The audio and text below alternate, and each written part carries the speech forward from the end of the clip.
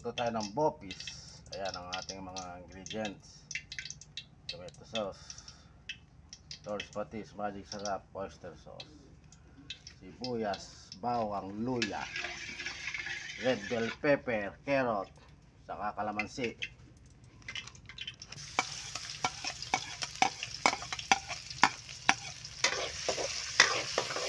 Bawang, luya. Yan. Ilagay natin ang sibuyas. Yan. Medyo maraming sibuyas. Lalo ay masarap.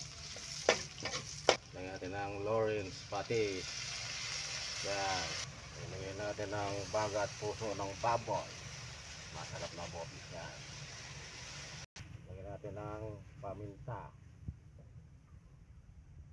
Saka laurel. Yan, laurel. Para itong gisahin ng alos. Patituloy pa sa atin. Ang carrot, saka red bell pepper. Yes, sir. Natin ang magic sarap.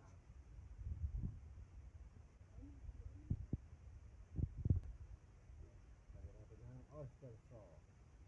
Yan. Malasa yan.